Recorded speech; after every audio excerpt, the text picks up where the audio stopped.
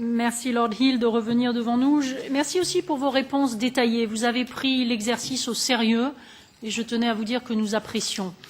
J'avais une question, puisque donc on a maintenant des réponses encore plus détaillées, qui est un petit peu entre votre question, votre réponse 12 et votre réponse 11. Moi, personnellement, j'attache énormément d'importance à la force de l'Union. Vous avez un problème pour m'entendre? Je recommence. OK. Je recommence. Non, non, je recommence. Non, ça va? OK. Donc, ce que je disais, c'est que, la force de l'Europe dans le monde est l'un des soucis majeurs qui, personnellement, m'habitent.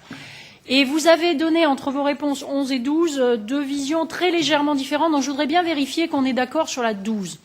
Pourquoi? Parce qu'il est évident qu'on a besoin d'harmoniser les règles avec d'autres parties du monde, les Américains, les Chinois, etc., à l'intérieur du G20 notamment.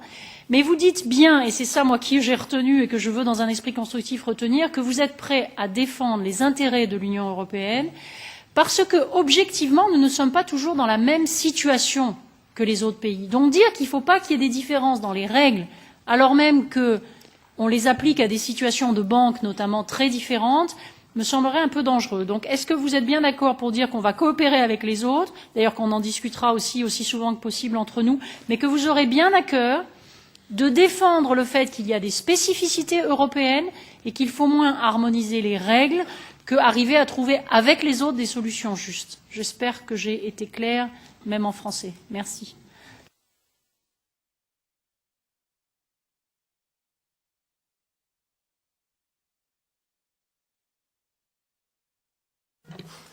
Thank you, and apologies for... Merci. Je m'étais trompé de canal. Je manque encore d'exercice, moi. Mais c'est très bon pour mon français, en tous les cas, de vous écouter en français. Alors,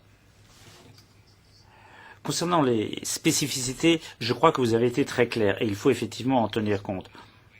Il est inutile de se dire que nous sommes toujours à la recherche de l'égalité absolue dans les règles. Mais ce qu'il faut, c'est essayer de trouver des équivalences et respecter les différences là où elles existent. Parce que l'expérience me montre que c'est la manière la plus rapide de progresser.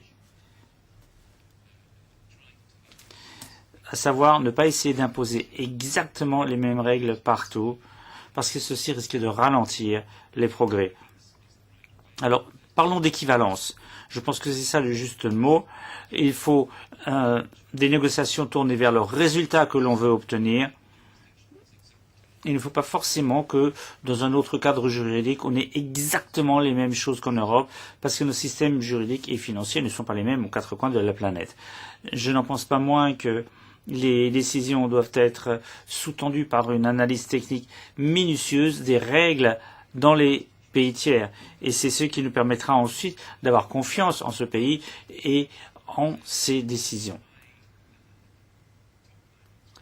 Donc, pour répondre à votre question, je crois que j'ai dit l'essentiel. Le meilleur moyen d'être efficace dans le contrôle et la surveillance internationale, c'est de se fonder sur des équivalences. On ne peut pas tout harmoniser. Il faut que l'autre système, le système tiers, ait les moyens de vérifier la validité de nos propres règles également. Et c'est dans cet état d'esprit, je crois, que j'essayerai de travailler dans les enceintes internationales. C'est, je crois, tourner vers l'avenir et faire preuve de pragmatisme.